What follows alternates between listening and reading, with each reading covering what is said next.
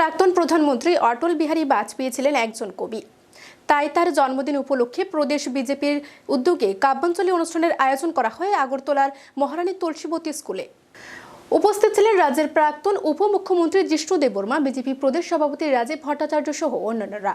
প্রয়াত প্রাক্তন প্রধানমন্ত্রী অটল বিহারী বাজপেয়ীর প্রতিকৃতিতে পুষ্পার্ঘ্য অর্পণ করে এবং মঙ্গল প্রদীপ জ্বালিয়ে অনুষ্ঠানের শুভ সূচনা করেন আগত অতিথিরা।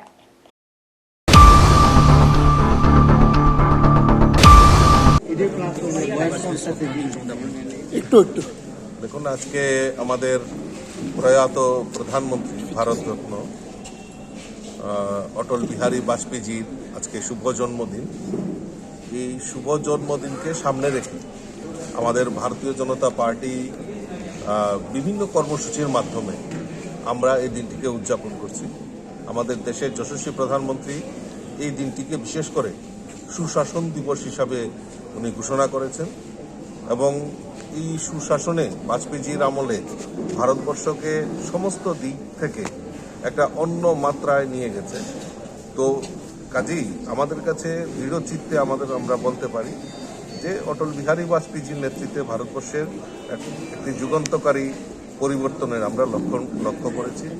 সে আমাদের কৃষিক্ষেত্রেই হোক, শিল্পের ক্ষেত্রেই হোক, সমস্ত কিছু ক্ষেত্রেই একটা যুগান্তকারী ইতিহাস রচনা করে গেছেন।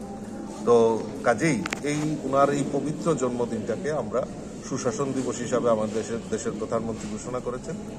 তৎসঙ্গে আমাদের এই অটল বিহারী বাজপেয়ীজি একজন কবি ছিলেন, সাহিত্যিক ছিলেন। তো ওনার এই দিনে, জন্মদিনে, এই শুভ দিনে ওনার যে কবিতা, ওনার যে উপন্যাস বা যে সাহিত্য চর্চা উনি করেছেন, তো এই ওনার কবিতাগুলি এখানে সকলের মধ্যে যাতে প্রচার প্রসার হয়, সেই লক্ষ্যে আমাদের ভারতীয় জনতা পার্টি আমরাও সারা ত্রিপুরা রাজ্যের প্রত্যেকটি জেলাতে আমরা এই কাব্যাঞ্জলি অনুষ্ঠান আমরা করছি ওনাকে স্মরণ করে। তো তারই অঙ্গ হিসাবে আজকে আমরা এই সদর জেলার তরফ থেকে আমরা এই তুলসীবতী স্কুলে আমরা এই কাব্যাঞ্জলি অনুষ্ঠানের আয়োজন করেছি। কেন আমাদের রাজ্যের প্রাক্তন উপমুখ্যমন্ত্রী এবং আমাদের যিনি ত্রিপুরা রাজ্যের বর্ষিয়ান নেতা আদরণীয় জিষ্ণু দেববর্মন এখানে উপস্থিত আছেন।